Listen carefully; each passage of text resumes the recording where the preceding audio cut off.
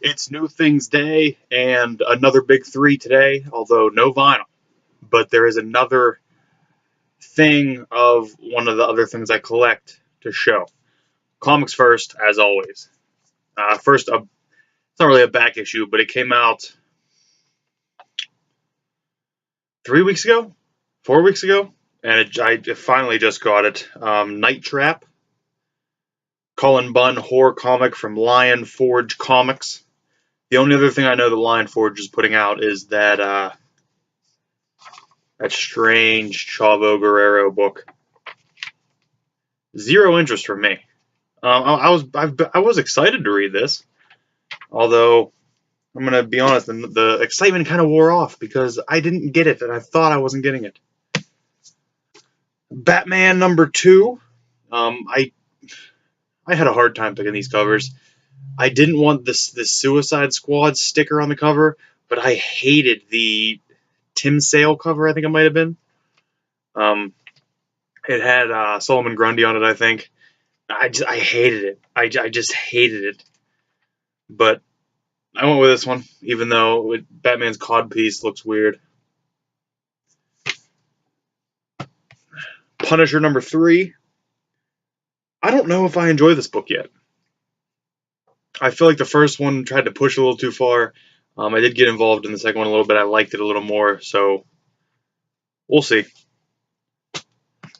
Now a book, there's no debating on if I like it.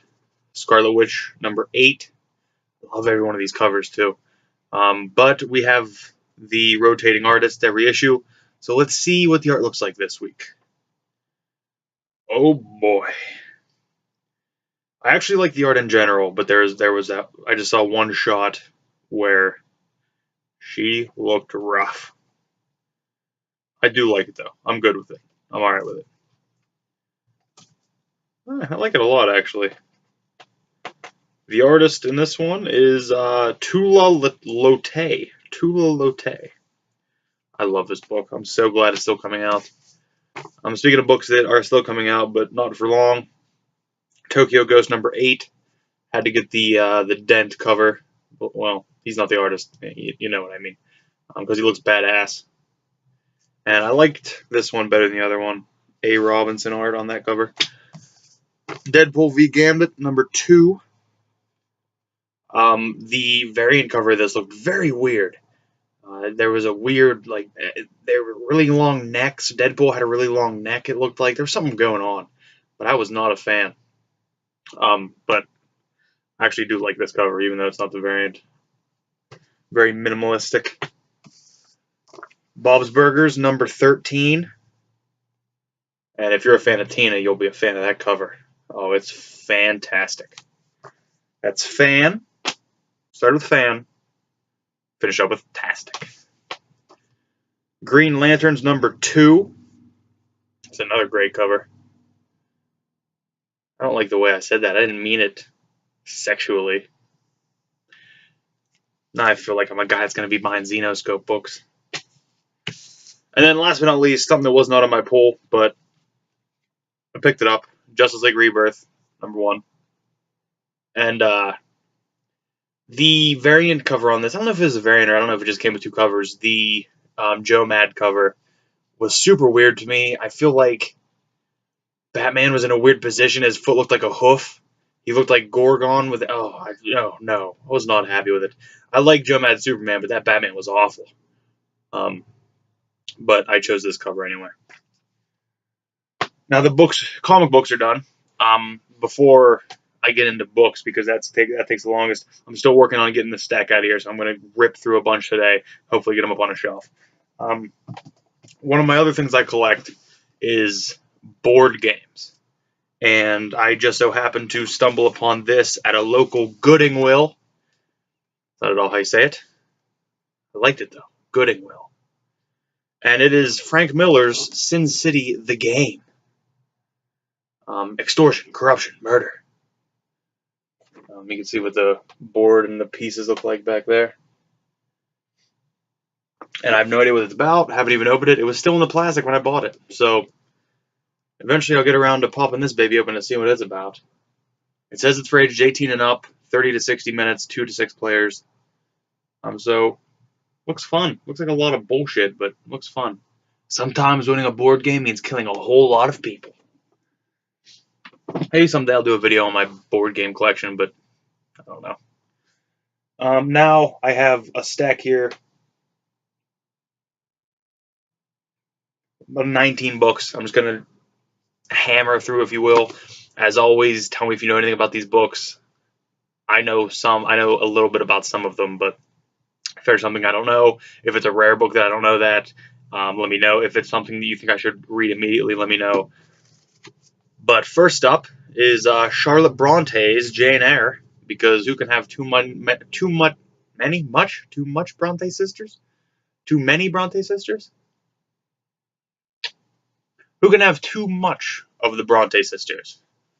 I actually have a gorgeous edition of Jane Eyre. It's an Easton Press edition with like 24 karat gold on the outline of the pages. It's hand bound in leather.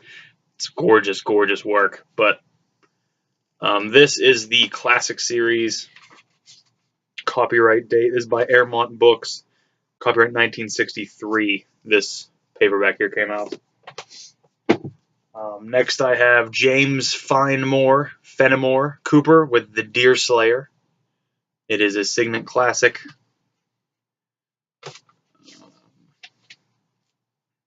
Or The First Warpath is also what this could be called. This is another 1963 paperback. The Deerslayer. Of course, a book everybody knows. Another Signet classic. George Orwell, 1984. And there's a special preface by Walter Cronkite in here, which is kind of strange to me. Looks like preface was copyrighted in 1983, so I imagine this edition came out in 1983. Pages look like they may have a little molding on them, a little starting of some molding, but hopefully I rectified that by saving it. Love the cover, though. I don't even know what this is. Copyright David Cook Publishing, Elgin, Illinois. It's Intramuros by Rebecca Reuter Springer. Intramuros. I don't know what it is. I have no idea what it is. It's something. Somebody also put some punctuation in here. There's a picture of Christ knocking at the door in here, so I hope this is not a religious text. Jesus at the home of Mary and Martha. I'm pretty sure this is a religious text. I don't know. I have no idea what it is. It probably interests me because it was blank, didn't have a copyright date, and it's just kind of a very bland cover, but I don't know. Maybe I'll investigate it eventually. Although it's going to take me longer to investigate if I think it's a religious text. Here's a nice little hardback, Tales to Tremble by. I think there's various authors in here. Yes, there is. It's a collection of famous stories of haunting and suspense, published by Whitman, 1966. The front cover there has like a wraparound art with a tree on the back.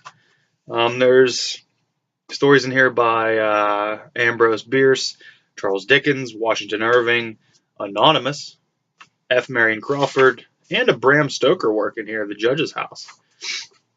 I think it was kind of aimed at kids, the large print, but Tales to Tremble by is a great title, and I love that cover.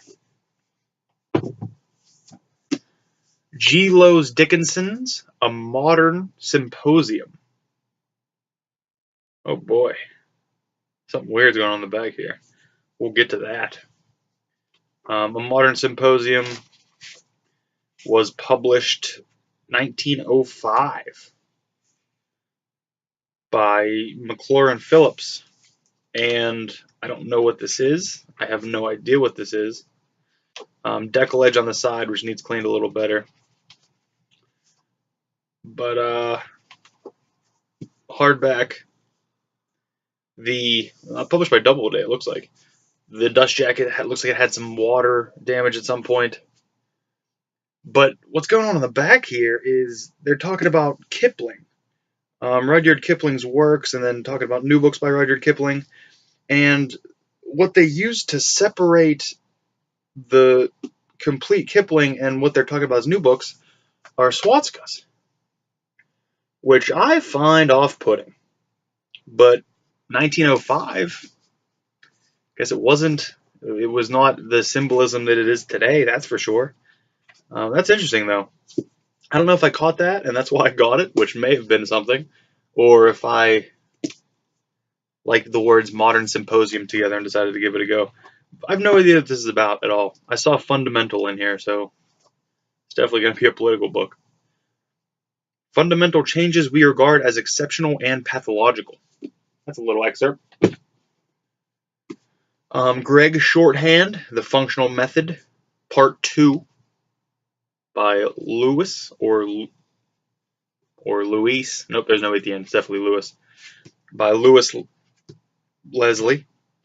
Published 1936 by the Greg Publishing Company. And it's just all shorthand that I don't understand. It doesn't make sense to me.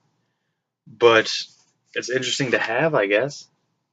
Shorthand is like hieroglyphics to me. You might as well draw a guy standing on a mountain with a bison because I'm lost. Next, it looks like I have 4 Modern Library publishings. These were by Doubleday, I believe.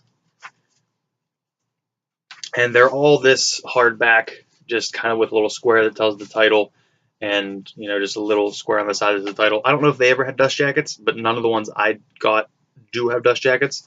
This one is William Faulkner's The Sound and the Fury and As I Lay Dying. And a little damage on the binding here. The spine's a little messed up. But this was published in the year 1946. So some older Faulkner there. Another Modern Library, The Confessions of Jean-Jacques Rousseau. Published in the year, not going to tell me. Not going to tell me. I don't know. I don't have a year on this one. They won't give me a year. There's none on the copyright page.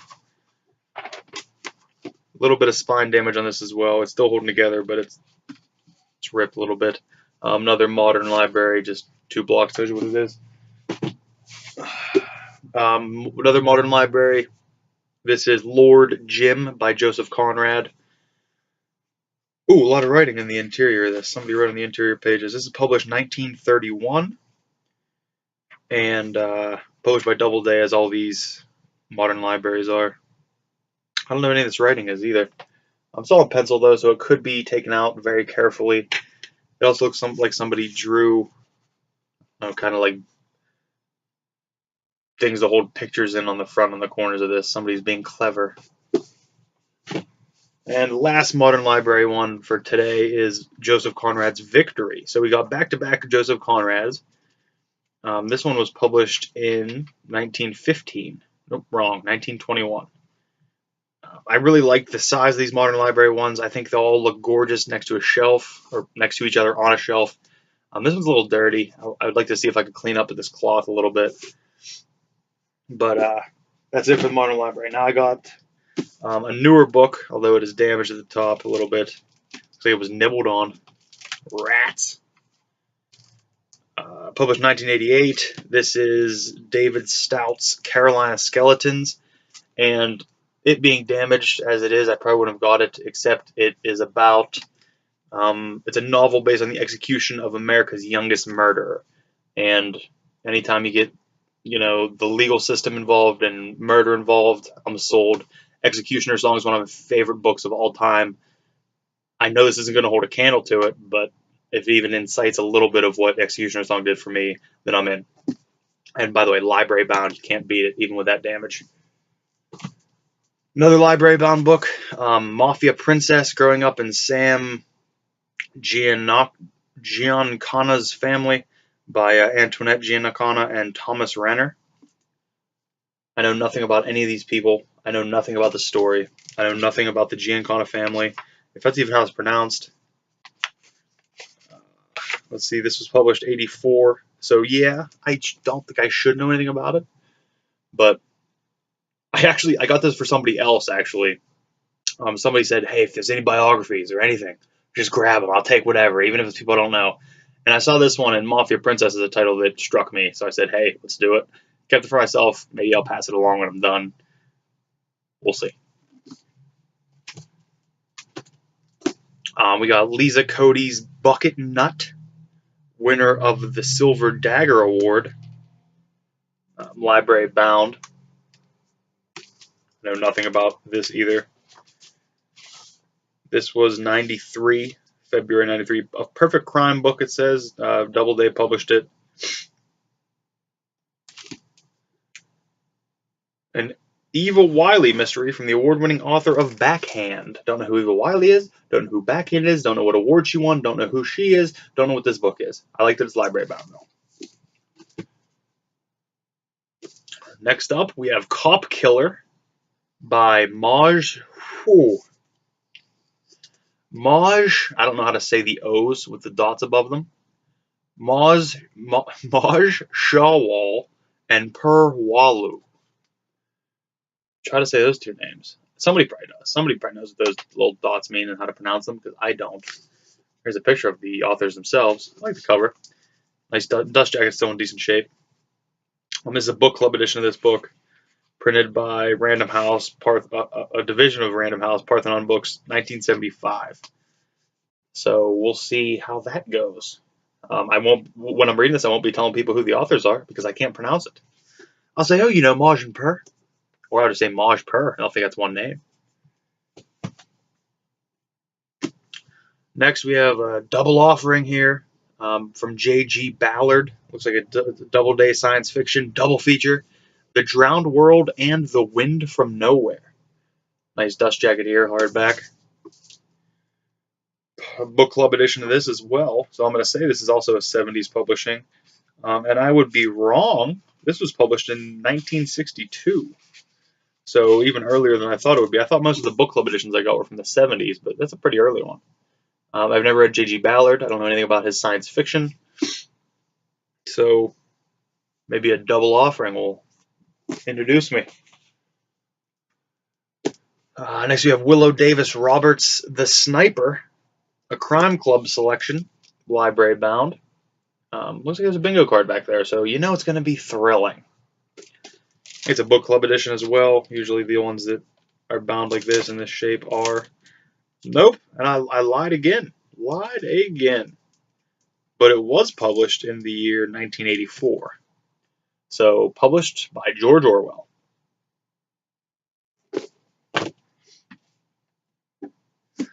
Next up, Alfred Lansing's Endurance, Shackleton's Incredible Voyage. Book of the Month Club selection, it appears. This looks not to be a novel. It's a first edition published in 1959. The order to abandon ship was given at 5 p.m. With these words, Alfred Lansing begins his amazing account of the Imperial Transatlantic Expedition in 1915. I'm in. Some pictures. Somebody tucked this little guy in here. Kind of like a review of the book, if you will, that somebody ripped out of what could possibly be Reader's Digest, maybe? Or it came with the book when you get a book of the month. I don't know. Hardback. Nice dust jacket. Nice sea. I love the sea. And last, for this video, this book's a monster. This is also a Book of the Month Club book. This thing is huge. And I mean huge, over 850 pages. I mean, granted, it's probably needs it. This is going to be one of those books that I'll be reading for years, because I don't think I could sit down and read this thing to completion straight through. I would have to take my time. This book was published in 1961. It is a first edition. It is Sinclair Lewis, An American Life by Mark Schroer.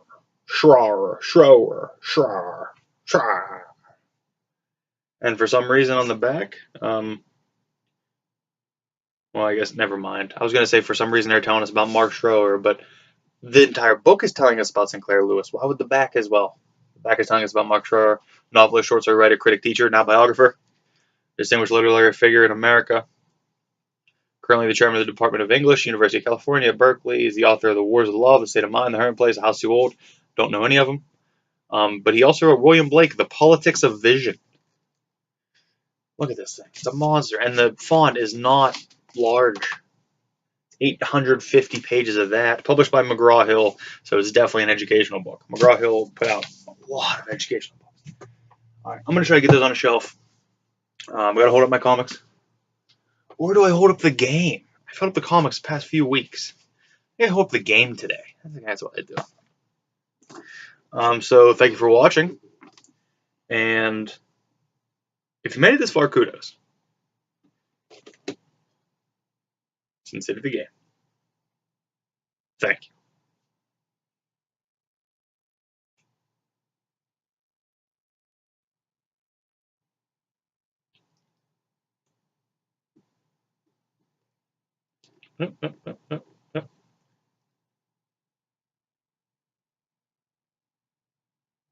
All right.